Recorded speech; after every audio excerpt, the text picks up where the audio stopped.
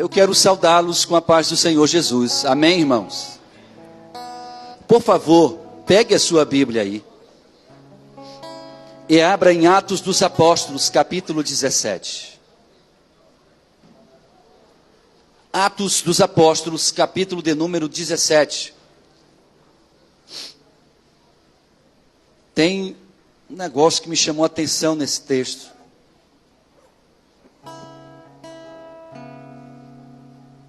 Atos 17, por favor.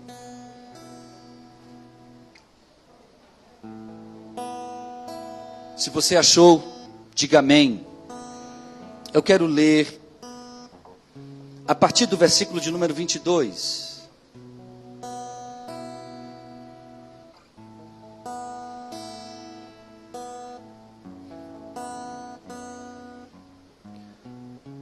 Diz assim o versículo 22.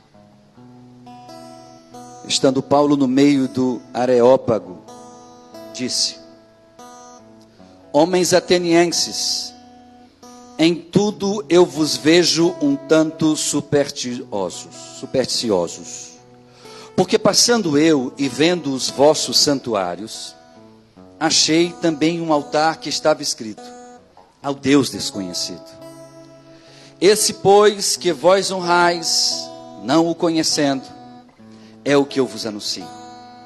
O Deus que fez o mundo e tudo que nele há, sendo o Senhor do céu e da terra, não habita em templos feitos por mãos de homens, nem tampouco é servido por mãos de homens, como que necessitando de alguma coisa, pois Ele mesmo é quem dá a todos a vida e a respiração e todas as coisas. E de um só sangue fez toda a geração dos homens, para habitar sobre toda a face da terra, determinando os tempos já dantes ordenados e os limites da sua habitação, para que buscasse ao Senhor, se porventura tateando o pudessem achar, ainda que não está longe de cada um de nós, porque nele vivemos e nos movemos e existimos, como também alguns dos vossos poetas disseram, pois somos todos também sua geração. Tome assento aí, por favor.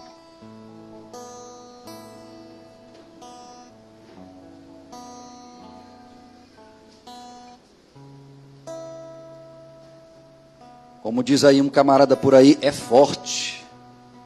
Brasil. Esse texto é forte.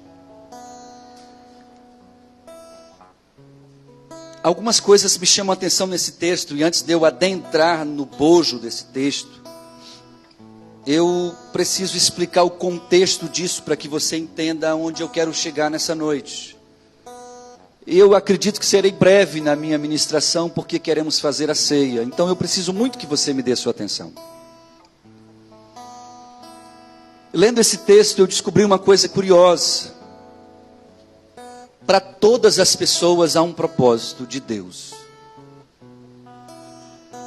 Há um propósito de Deus para a sua vida. E essa não é uma fala como clichê do pregador. Não é uma fala clichê. Eu estou sendo sincero a partir do que eu li nesse texto. Há um propósito muito específico para você. E quando a gente começa a tentar entender qual é a razão do meu viver e qual é a razão do meu ser, muita coisa não tem resposta. Por que sofremos? Por que há tanta calamidade? Por que há tantas doenças? Por que tanta gente morre inocentemente? Por que crianças são abusadas? E a gente começa a questionar aonde está Deus em tudo isso. Por que tantas pessoas perderam o encanto pela vida? O mundo que nós vivemos, ele, por causa da influência da internet e a capacidade de transmitirmos informação em tempo real para o mundo, todas as catástrofes que acontecem hoje atingem emocionalmente o mundo inteiro.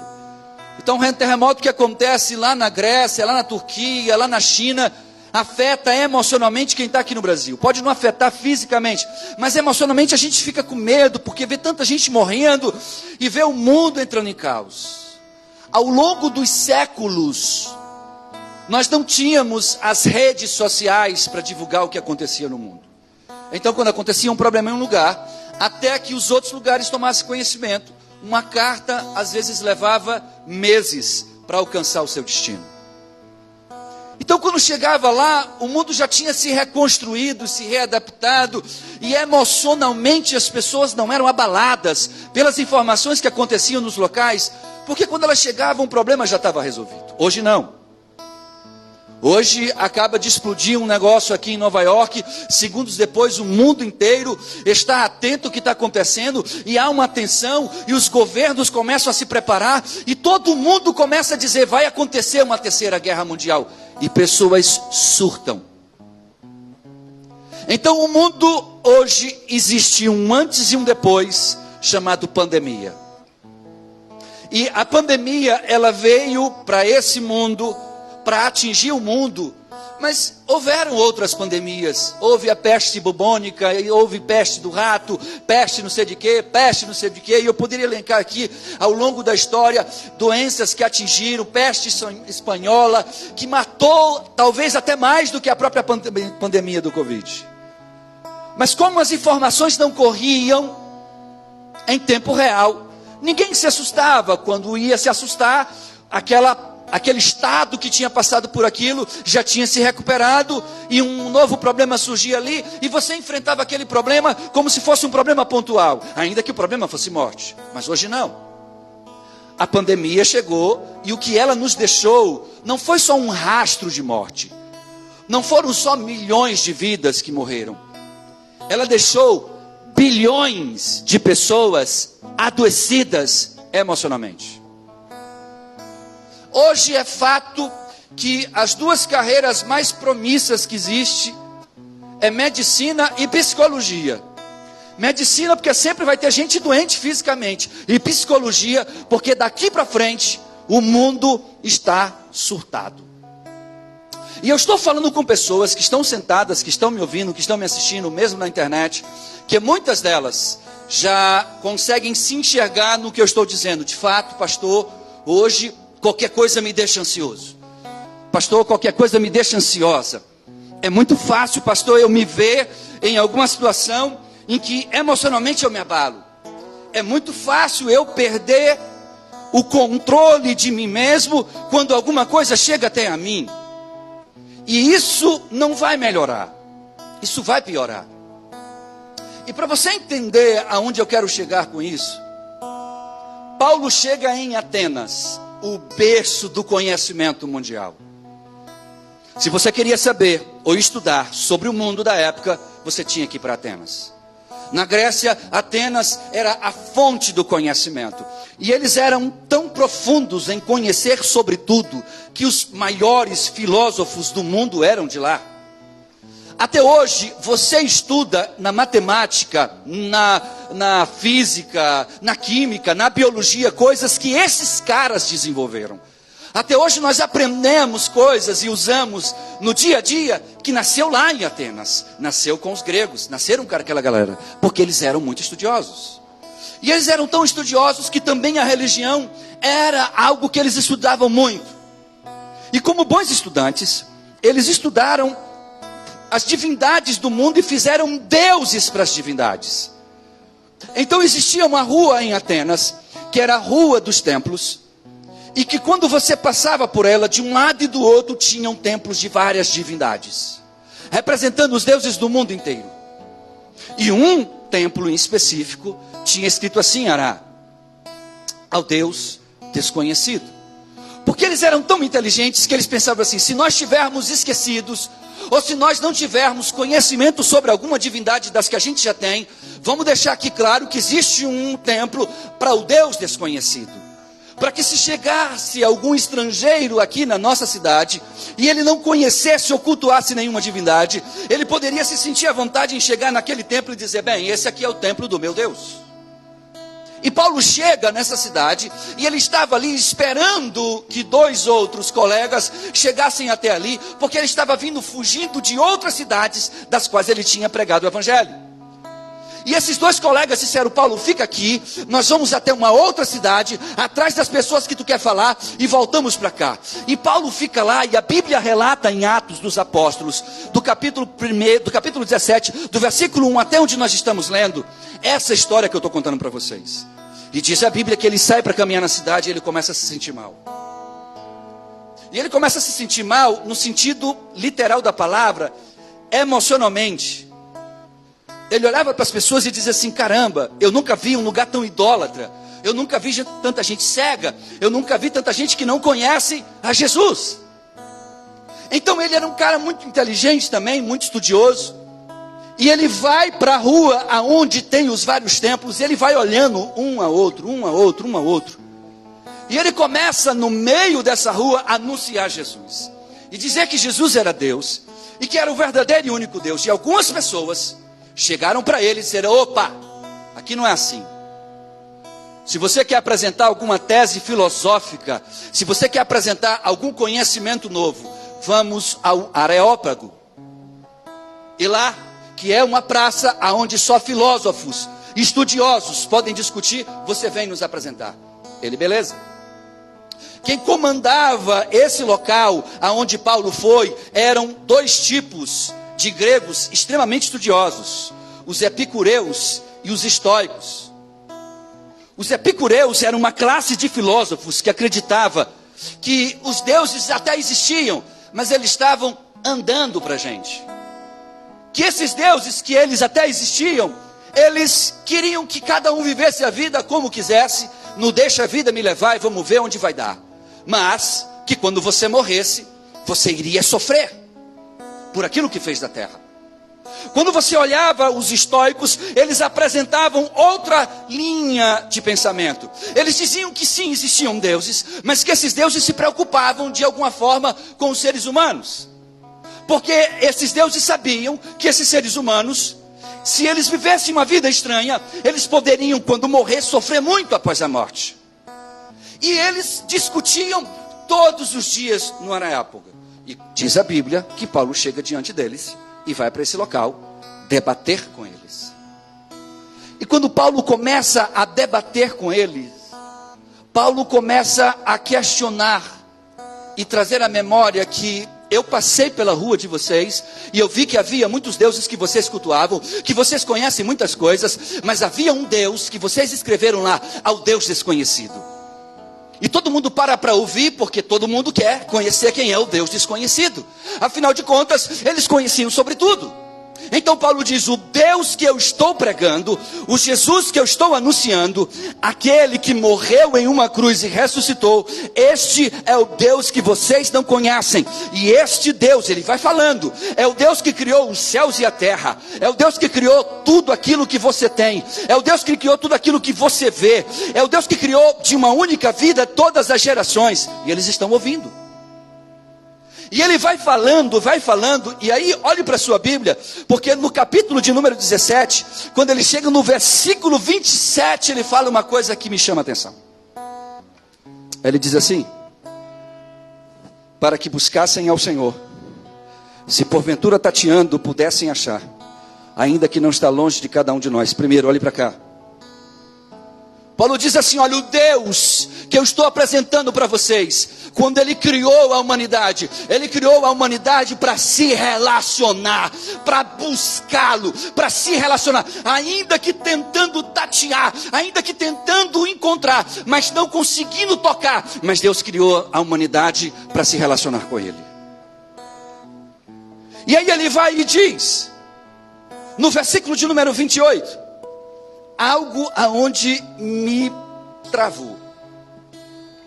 Ele olha para os estoicos e os epicureus, a classe mais inteligente que existia naquela época, os bambambãs do conhecimento. Era como se fosse ali na Califórnia, aquela região chamada Vale de Silicon, era o Vale de Silicon da época. Os caras eram os caras do conhecimento. Mas ele olha para esses camaradas, e falando do Deus desconhecido, ele diz no versículo 28, porque nele vivemos. Olhe para cá. Porque nele vivemos. Essa palavra é muito forte, Eliseu. Se eu digo para esse camarada bem aqui, o diácono Décio, eu vivo através de ti, eu estou dizendo que fora dele eu não tenho vida. Quando Paulo anuncia o Deus desconhecido, ele diz assim: e nele nós vivemos, porque fora dele não há vida. Eu parei para estudar umas coisas essa semana e eu trouxe aqui algumas informações que eu quero ipsiliteris passar para vocês. Meu trabalho de conclusão do curso de psicologia vai ser o tema suicídio no meio evangélico.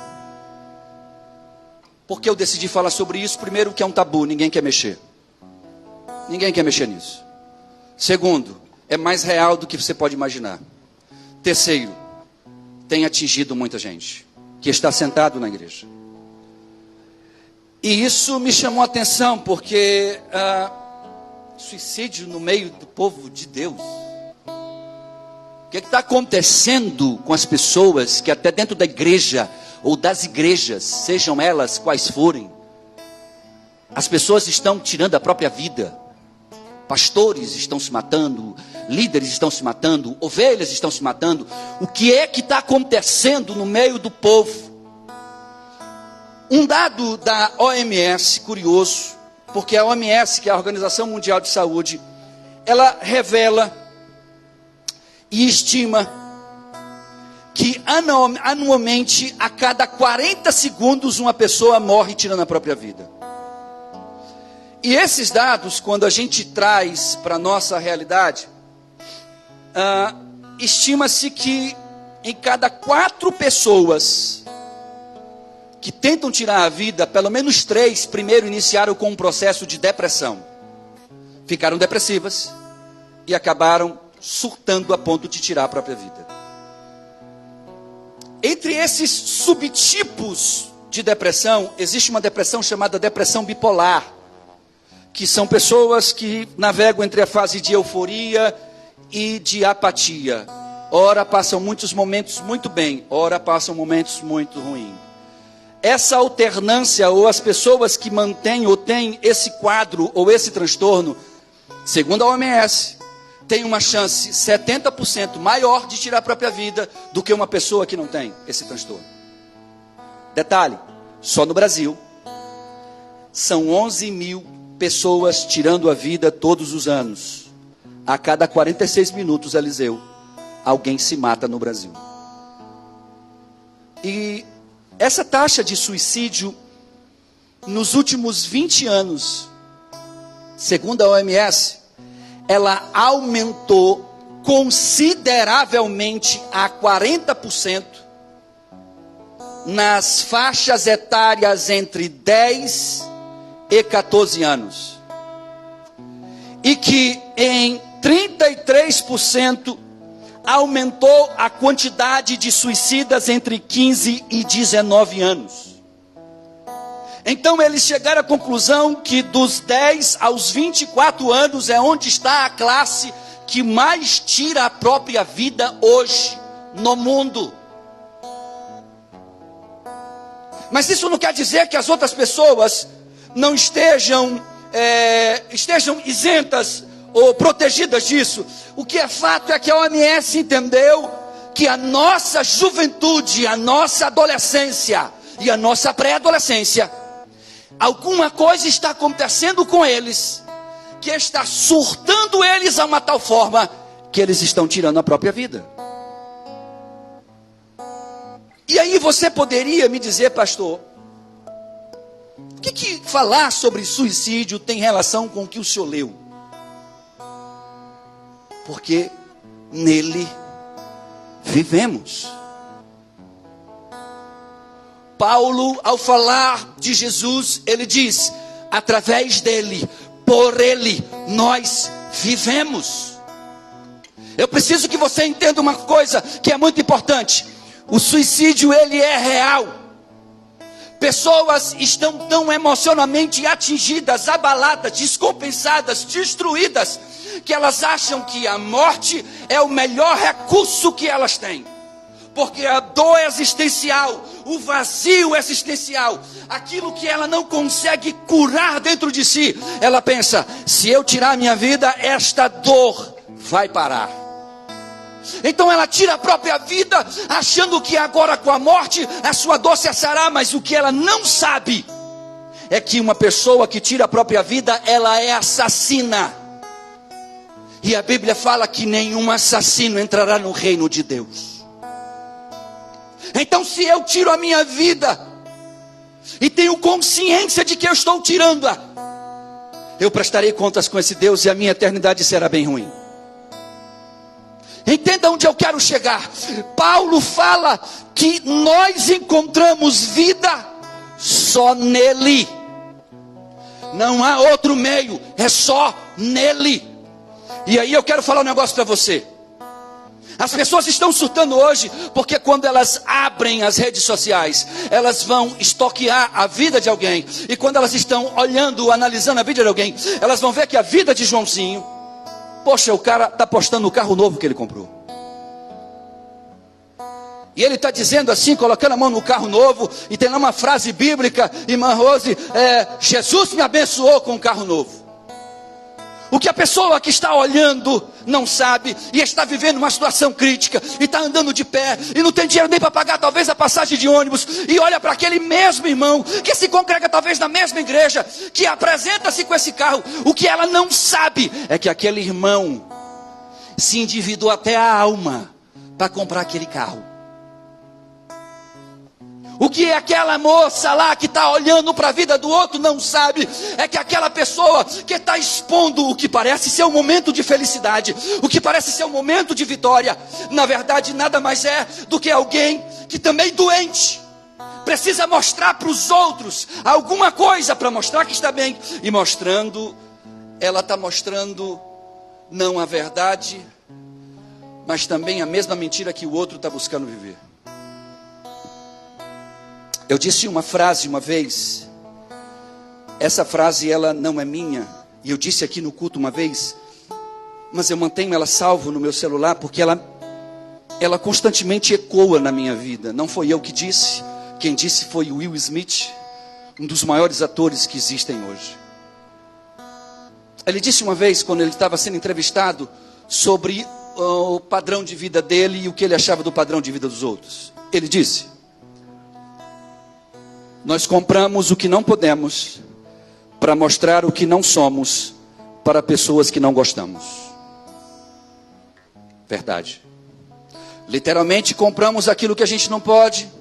Literalmente a gente quer mostrar o que não é. E justamente para as pessoas que a gente não gosta. Porque a gente precisa dar uma resposta para a sociedade de que está tudo bem, de que minha vida está maravilhosa, de que eu vivo em paz e segurança. Então está lá um casamento muito abalado. Muito, passando por problemas. E aí esse casal começa a olhar no celular e ver o casamento do outro. E está lá a foto dos dois, postada em uma lua de mel. E aí ele olha para aquela mulher e diz assim: poxa, eu podia estar lá assim desse jeito, mas estou aqui casado com essa mala sem alça. Aí ele vai passando a foto e ele vai vendo outra foto. Agora eles estão num restaurante brindando. E embaixo, amor eterno. E ele vai entrando aquilo dentro dele. E ele olha para a esposa, ou a esposa olha para ele e começa a dizer assim: está vendo, ele não é mais romântico. Está vendo, ele não me enxerga mais. As minhas amigas, olha aí, está todo mundo bem. O que muitas vezes você não sabe é que aquela foto que foi tirada lá naquela lua de mel foi depois de uma briga, e os dois disseram: vamos pelo menos postar uma foto aqui para fingir que está tudo bem. Sorri aí. E acabam de sorrir e cada um vai dormir numa cama. O que você não sabe é que lá naquele restaurante, quando eles foram brindar, eles combinaram aquilo ali porque eles precisam dar uma resposta para essa sociedade que é medianita, que vive em função da mídia, que vive em função do que os outros. E a gente fica vendo essas mini novelas e sabe o que está acontecendo com a vida das pessoas que estão vivendo em função da vida das pessoas? Elas estão surtando. Porque sempre parece que a vida do outro está melhor do que a minha. Sempre parece que as pessoas estão se dando bem. Sempre parece que as pessoas estão melhor do que a gente. Eu viajei para Israel. Conheci uma advogada. Muito, segundo ela mesma,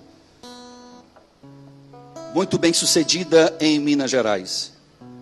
Estava ela e o marido. E eles vinham fazendo vídeos para poder postar para a minha comunidade, para eles conhecessem o que eu estava vendo e o que eu estava ensinando. E um dado momento ela chegou para mim e disse assim: pastor, qual que é o seu Instagram? Falei, é tal. Aí ela foi lá, seguiu, ela disse: caramba, tu posta muita coisa legal, poxa, que legal. E eu fui procurar quem era minha última seguidora. Quando eu fui lá na minha última seguidora, eu achei um nome que não era o nome dela, era um nome lá, fantasia. Não tinha nenhuma foto, só tinha um símbolozinho de um bonequinho. E eu digo, será que é ela? Uma advogada de renome, assim, visivelmente bem sucedida. Ela e ele só queriam jantar nos melhores restaurantes. Eles se vestiam de uma forma que a gente percebia que eram bem sucedidos mesmo. Falavam, enfim. E como eu tinha formação em direito, dava para dialogar um pouco com eles e perceber que eles eram bons naquilo que faziam. Os dois eram bons advogados. Eu fiquei curioso. No dia seguinte, dentro do ônibus, ela disse assim: cara, aquele vídeo que tu postou ontem, muito massa, eu não sabia disso. Eu disse, tu viu como? Eu estou te seguindo. Eu disse, mas qual é teu Instagram, minha filha? Aí ela abriu e me mostrou. Eu disse, ah, então é tu. Mas não tem uma foto, não tem uma identificação, não tem nada. Ela disse, não tem mesmo não, pastor. Eu e meu marido sentamos e decidimos que ninguém saberia nada sobre a nossa vida.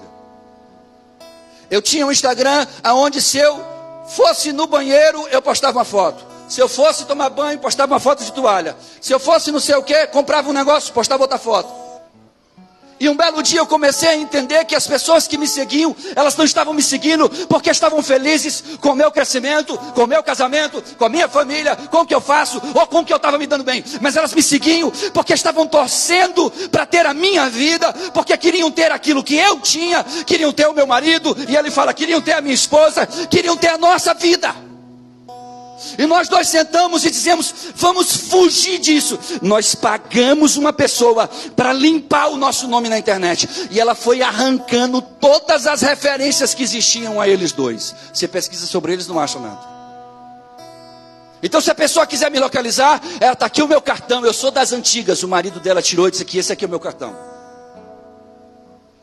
Eu fiquei pensando nisso.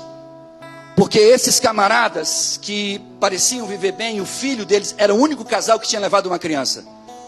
Porque não poderia levar, mas eles disseram, não, a gente paga os 35 mil para que ele também participe como se fosse um estudante de arqueologia, não tem problema. É para pagar a entrada dele, a gente paga. Pagaram 35 mil para uma criança que não aprendeu nada, mas só porque queria estar em família. Eles só tinham aquele filho e levaram o filho deles.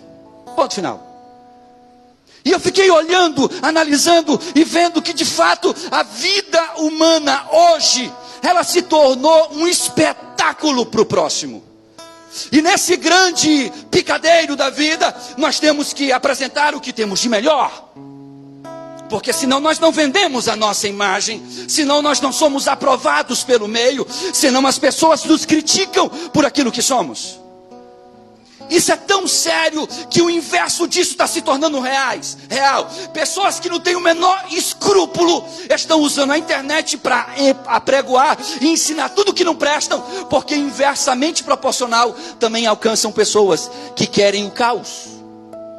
E quando nós olhamos para isso, o que a sociedade não está percebendo é que nós estamos gerando mais e mais pessoas que não têm mais sentido na vida,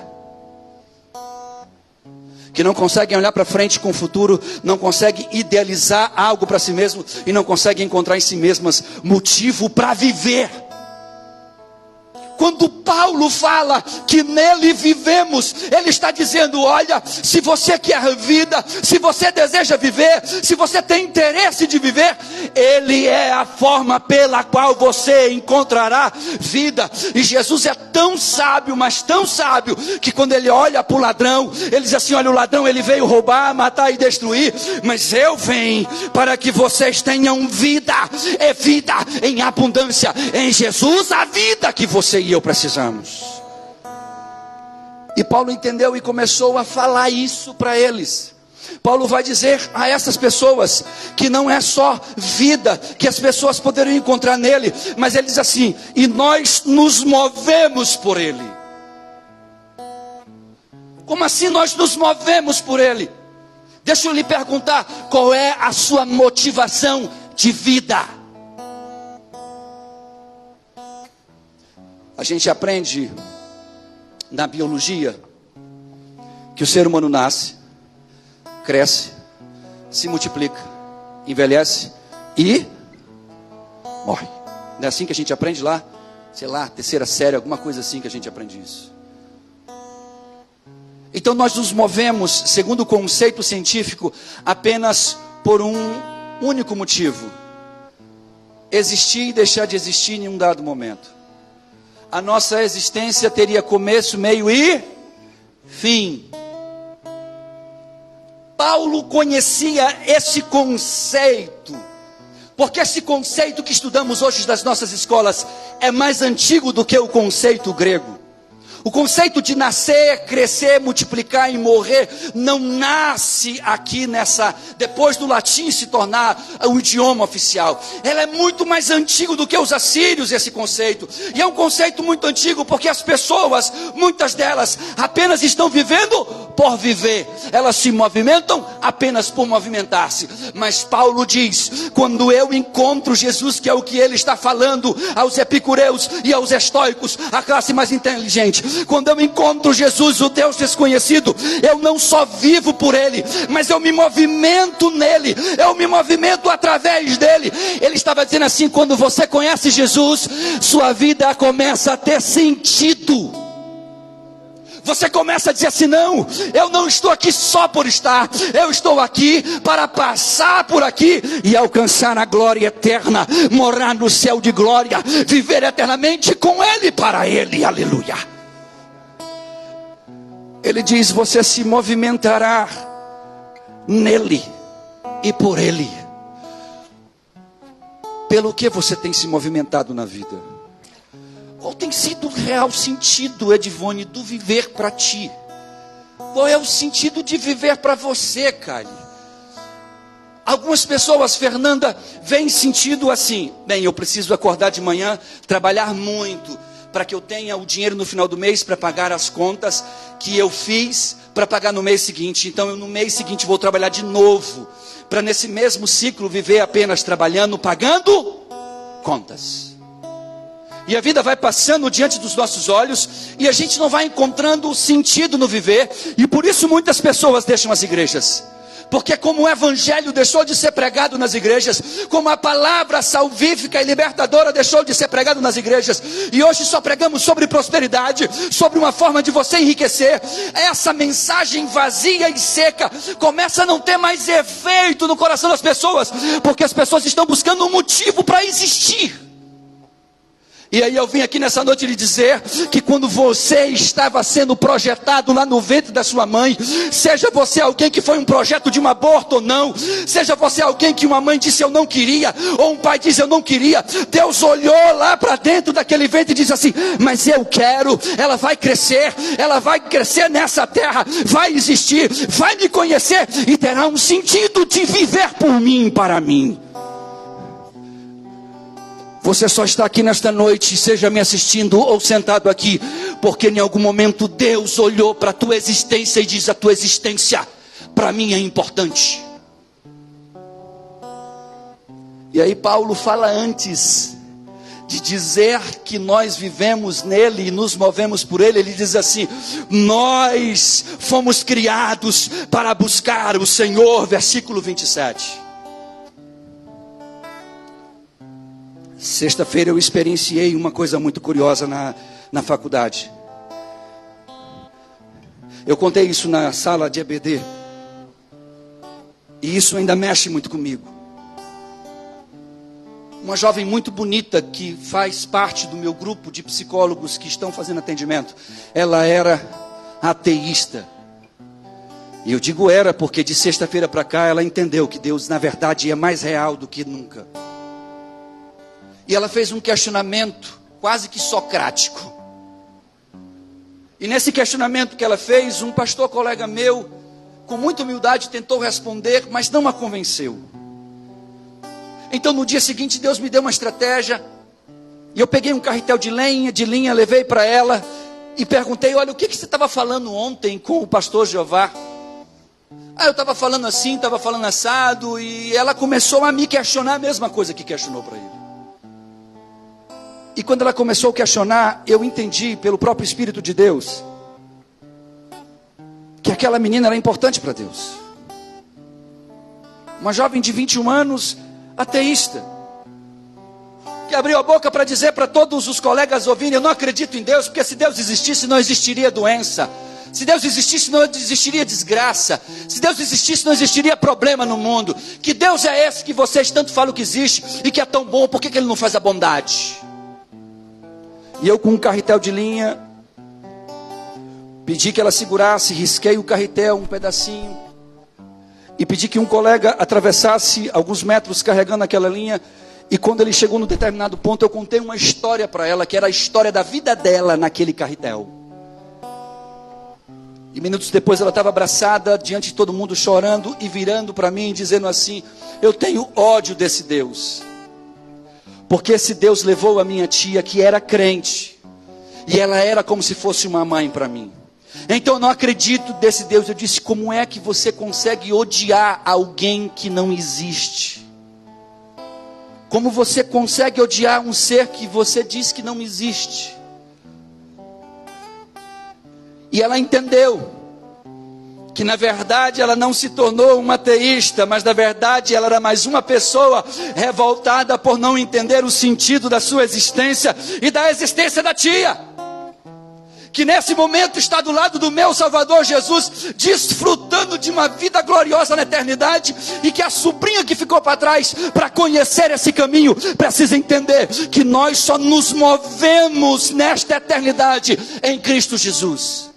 Você só se movimentará para a eternidade com Cristo Jesus. Você pode não aceitar isso, sua mente pode relutar contra isso, mas lá no fundo a sua alma vai lhe dizer: Ele está certo, só por Ele nós vivemos e nos movemos, louvado seja o nome de Jesus. E para encerrar a minha ministração, o apóstolo Paulo, ele diz assim no versículo 28: porque nele vivemos, e nos movemos, e existimos. A minha existência tem um sentido. A sua existência tem um sentido. Olhe para mim. Você não está nesse mundo cruel que você parece viver para sofrer como você acha que o é. Sabe as muitas vezes que talvez você até tentou tirar sua vida? Sabe as muitas vezes que você decidiu que a vida não precisava mais existir para você? Sabe as vezes que você, no seu quarto, sozinho, chorando, começou a pensar assim: eu quero que Deus me mate, que Deus me leve?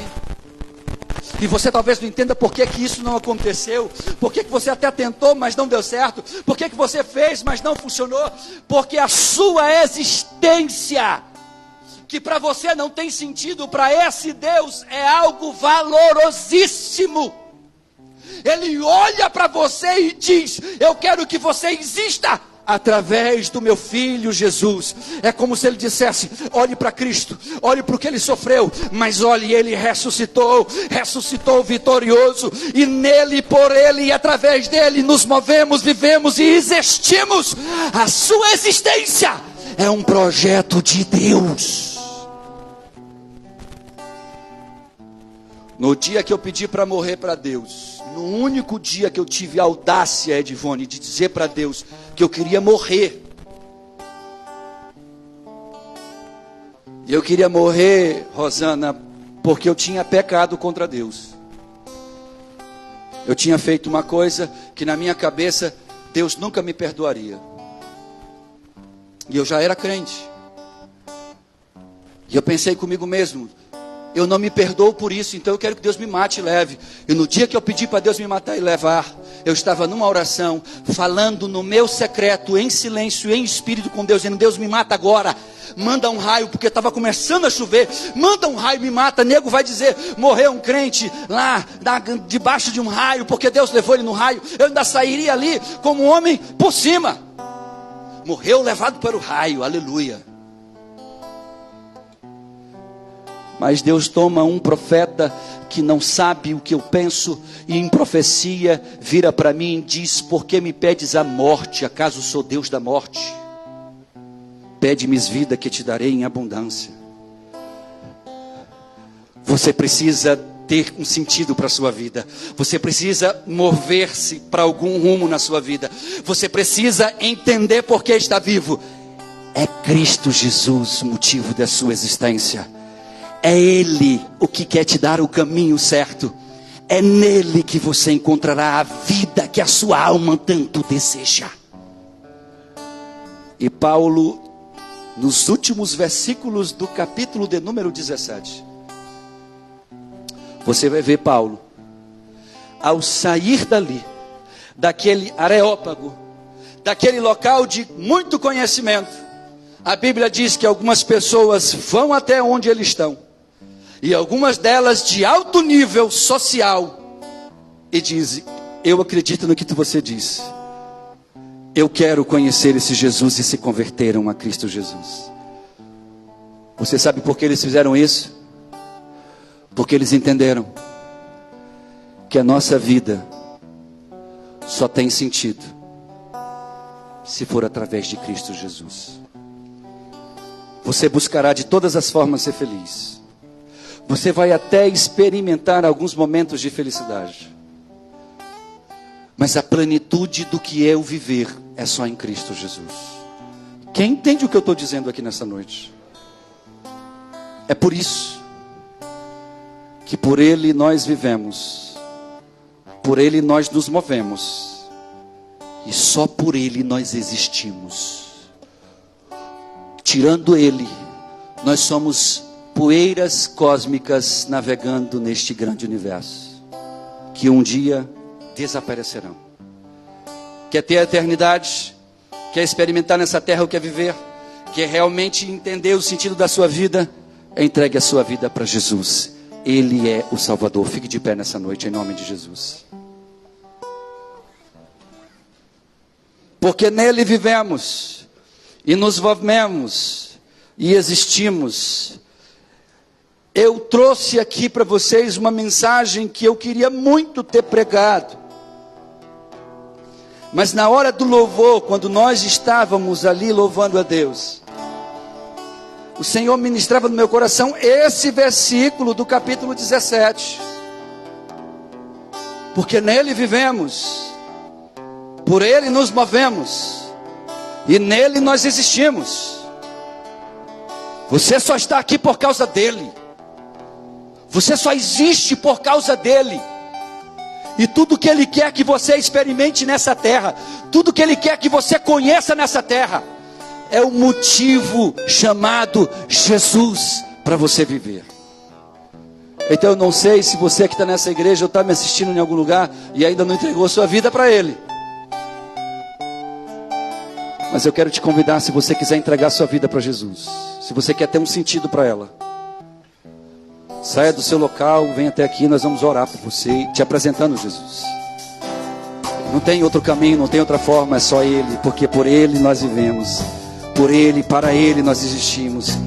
Tem uma música que a gente canta, inclusive. Dele, por Ele, para Ele são todas as coisas. Não tem outro motivo.